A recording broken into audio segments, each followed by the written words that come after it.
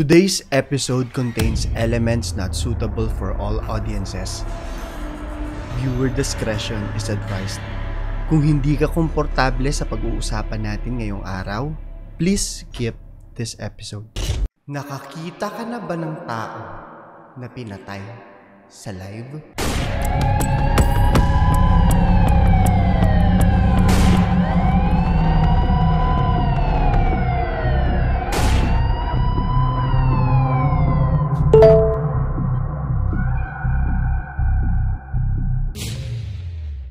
Maraming mga bagay na brutal ang nangyayari ngayon sa mundo.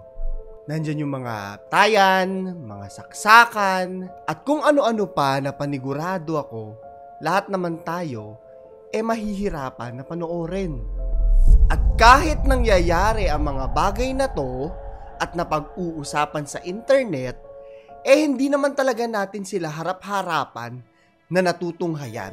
Pero paano kung ang mga bagay na to ay abot kamay nating mapapanood gamit lamang ang ating mga phone? Bago tayo magpatuloy, meron tayong 1,000 GCash giveaway. Huwag nyo kalimutan na mag-like, subscribe, at notification bell para makasali dyan. Nasa ilalim rin ng mechanics, at pagkatapos nito, punta na kayo sa aking Claro the Third Gaming Facebook page. Araw-araw ako na naka-live doon after uploading. Punta na tayo sa kwento. Bago natin siya umpisahan ha, grabe lang no, gusto ko lang sabihin na nagiging normal yung ganitong mga balita ng mga patayan, saksakan, na para bang wala na lang sa atin. Parang, may pinatay na naman. We talk about it and then we move on. There's something different dito sa kwento na to. This one happened live. Live mismo sa Instagram pa ha. So ano ba talagang nangyari dito sa lalaki na nasa likod ko ngayon? Ang lalaking nakikita mo ay may nagngangalan na Nermin Sulejmanovic. Isa siyang bodybuilder at fitness coach. Inalam ko muna kung sino siya eh. Bago tayo pupunta sa kwento ngayong araw, importante na makilala natin kung sino siya at kung ano yung mga nangyari sa kanya sa nakaraan. Yung history niya ba? Noon, meron pala siyang mga hidwaan na sa batas. Inaresto rin siya for drug smuggling ha, at may mga issue rin siya sa kapulisan.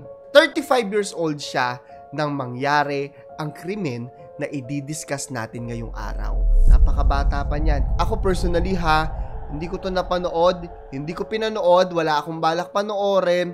Binasa ko lang yung mga nangyari pero kinikilabutan ako. Kinikilabutan ako kasi parang modern day na horror talaga ito para sa akin. I-discuss na natin ngayon yung nangyari. Isang Biyernes daw ito nang nag-live itong si Nermin Sulejmanovic. Sabi ko nga, I have not personally watched the video and everything that I will tell you ay nabasa ko lang naman mga articles. So he went on isang shooting rampage na nagbabaril siya ng mga tao. Ang matindi ngayon dito, hindi basta-bastang live lang ha. Bago pa raw mangyari to, meron pa siyang announcement. Announcement! Ito kinagalit ng mga tao to eh. Sabi niya, they would witness a live execution. Doon pa lang, it should already raise red flags. Kaya ang dami nagagalit sa Meta matapos ang pangyayaring to. Pero mamaya natin i-discuss yan. Nag-film siya, dinukumento niya yung mga violence na pinaggagawa niya ng araw na yon. Ang sabi sa balita, he went on to kill 3 katao. At meron pa na 3 daw, bukod dun sa taong pinatay niya, na na-injure sa bayan ng Gradačak. Sana ay nasasabi ko ng maayos ito, sa Bosnia. Ito matindi ngayon dito. Alam nyo ba, na umabot ng 12,000 yung mga live na nanonood ng mga pagpatay niyang yan. Maraming nagalit. Bakit umabot daw sa ganun? Bakit hindi inaksyonan agad ng Meta? Bakit umabot pa sa ganito? Imagine niyo na lang ha, kung ikaw mismo, nag-i-scroll ka, tapos bigla ka may nakitang ganun. Maraming tao ang matatraumatize dito. Maraming kailangan ng therapy dyan sa nakita nilang yan. Dahil hindi yun biro. Hindi biro makakita ng live na pagpatay. Nag-peak pa daw ng 15,000 live viewers. 15,000! Ang dami nun, mapapa-question ka kasi panigurado may mga tao kumokontak na sa Meta nito eh. So matapos yung ginawa niyang pagpatay, kwento niya pa yan ha, hinarap niya yung camera doon sa asawa niya nakitang bugbog sarado at hirap na. Hindi natin pwede pakita, pasensya na. Sabi niya pa, look when you're dealing with a whore who reports you to the police. I think sinumbong siya dun sa mga krimen na ginagawa niya.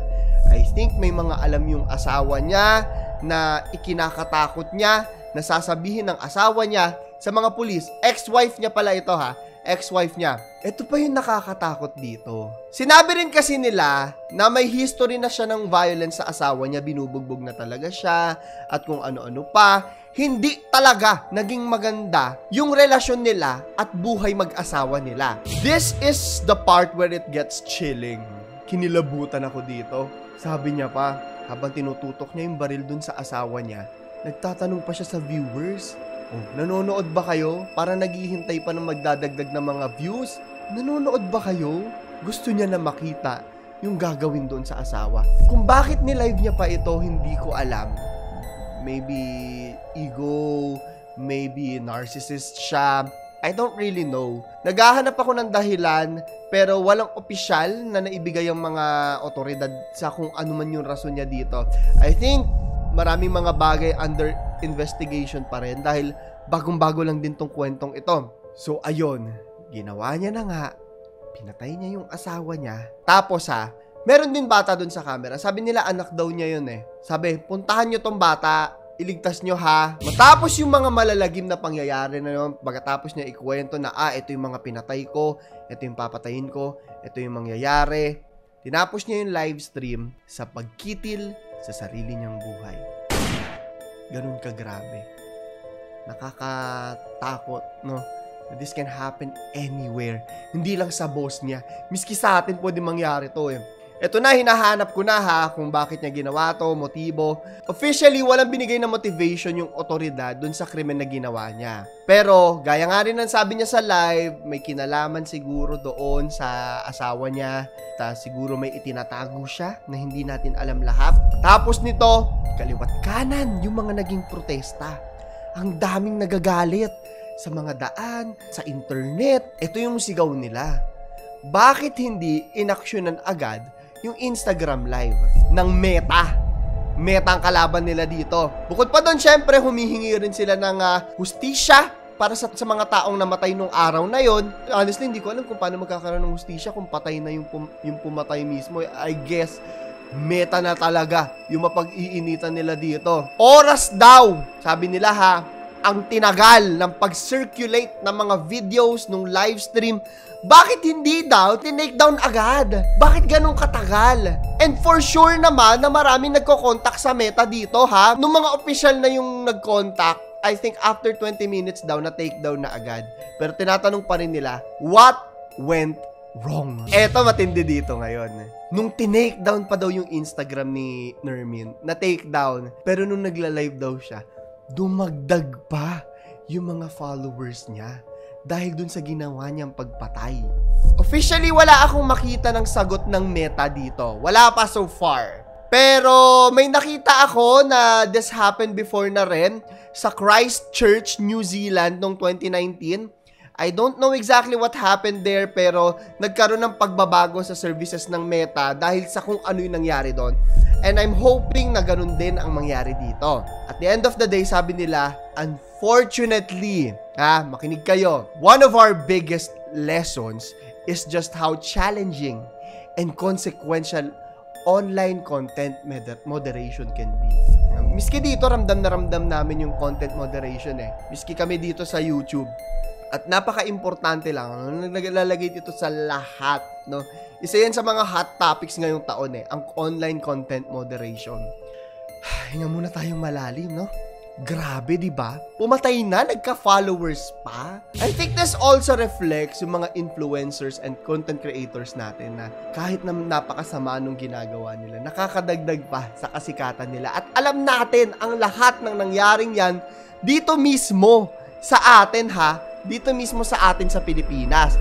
May magnanakaw na sumikat, may mga pranks na below the belt, lalo lang silang nakilala. Ang nakakatakot lang dito for me is I don't think this is the last time we will see killings on live streams. I think madami pa. Lalo na sa pag-advance ng technology, I think mas magiging grabe pa yung mga mangyayari sa mga susunod. Nakakatakot. So para sa ating 1,000 Gcash giveaway, ito yung question of the day natin. Medyo personal. Nasa ilalim yung ating mechanics ha kung gusto niyo sumali. At pumunta na kayo sa aking Facebook page, gaming page. Pagkatapos nito, naka-live ako doon. Ito yung tanong ko. Kung may makita kang live na pumapatay sa social media, ano yung gagawin mo? Panonoorin mo ba? I-comment mo sa ilalim. Ito si Claro the Third. At ito ang aking kwento.